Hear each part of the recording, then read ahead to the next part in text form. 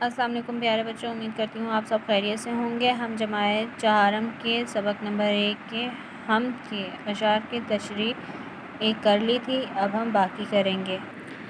جاڑے سے بدن ہے تھر تھراتا، ہر شخص ہے دن میں دھوپ کھاتا۔ ہونٹی نہیں کونپلے شجر میں، ایک جوش بھرا ہوا ہے سر میں۔ گرمی نے زمین کو تپایا، بھانے لگا ہر کسی کو سایہ۔ برسات میں دل ہیں بادلوں کے، ٹھنڈی ٹھنڈی ہوا کے جھونکے۔ اس کی تشریح ہے۔ اس شعر میں شاعر کہتا ہے کہ سردی کی وجہ سے جسم کانپتا ہے، اس لیے ہر شخص دھوپ میں جا کے بیٹھ جاتا ہے۔ بہار کے موسم میں درختوں پر چھوٹی چھوٹی پتیاں نکلتی ہیں، ہر طرف ہی سبزہ ہوتا ہے۔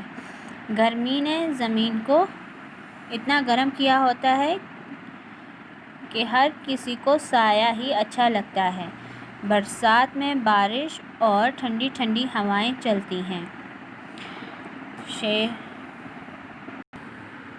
شعر نمبر 3۔ پیدا کیے اونٹ بیل گھوڑے، ہر شے کے بنا دیے ہیں جوڑے۔ روشن آنکھیں بنائیں دو دو قدرت کی بہار دیکھنے کو، دو ہونٹ دیے کہ منہ سے بولیں، شکر اس کا کریں زبان کھولیں۔ ہر شے اس نے بنائی نادر، بے شک ہے خدا قوی و قادر۔ تشریح۔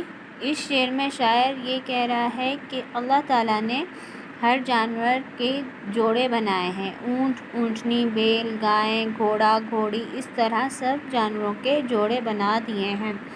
اللہ تعالیٰ نے سب کو دو آنکھیں دی ہیں تاکہ وہ قدرت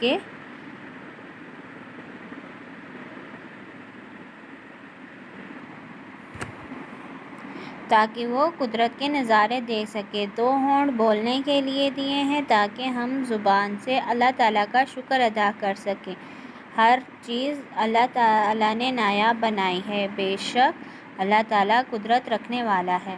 آپ سب یہ کام اپنی نوٹ بک پر کریں گے اور ان کی پکچرز بنا کر مجھے واٹس ایپ کریں گے، اور باقی کام ہم سب صبح کریں گے۔ اللہ حافظ۔